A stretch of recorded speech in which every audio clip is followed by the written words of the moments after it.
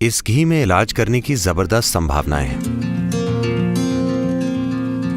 वह घी ओजस से भरपूर होता है। आमतौर पर ओजस को ऊर्जा का एक अभौतिक आयाम माना जाता है। किसी चोट या किसी बीमारी से आप बहुत जल्दी ठीक हो जाएंगे।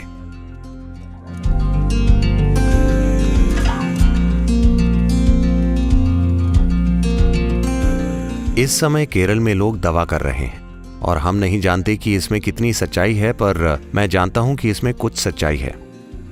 लोगों ने घी को जमीन में सुरक्षित रखा है। उन्होंने उसे धरती में गाड़ दिया और उसे लगभग 100 सालों तक रखा, और ऐसा लगता है कि इस घी में इलाज करने की बिल्कुल जबरदस्त संभावनाएं हैं। इसे शत कहा जाता है। शत का अर्थ है 100 साल, शत वर्ष, शत संवत्सरम घृतम का अर्थ है घी, जिसे मिट्टी के घड़े में 100 साल तक धरती में दबाया गया है।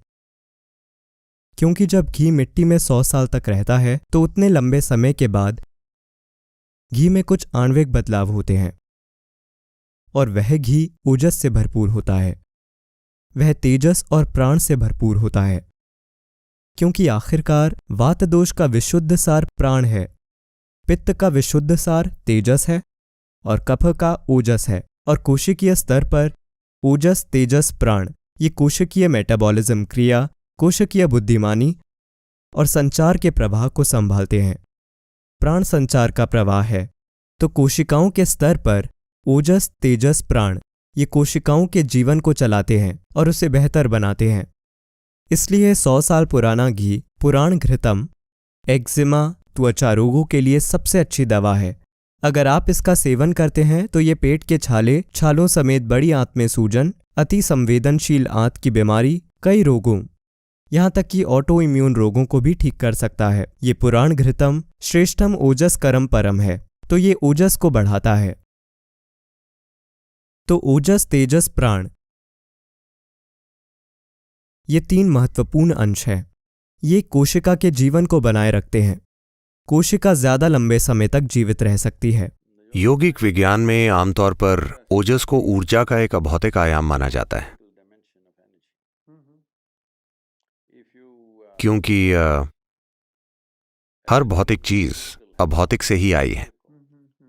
अगर आप ऊर्जा के अभौतिक आयाम का एक सुरक्षा कवच बनाते हैं, सुरक्षा कवच का मतलब ये नहीं है, मतलब कोशिकीय स्तर पर हर कोशिका का थोड़ा बहुत अभौतिक आयाम हो, यानी उसके चारों ओर एक घेरा हो, वो कोशिका खुद को इतनी तेजी से स्वस्थ कर लेगी जिसे जादुई माना जाता है। किसी भी चीज से, किसी चोट या किसी बीमारी से आप बहुत जल्दी ठीक हो जाएंगे। सबसे पहले तो आप इतने बीमार ही नहीं होंगे कि आपको बीमार कहा जाए। ये इससे तय होता है कि आपकी जीवन शैली में कितनी अशांति है।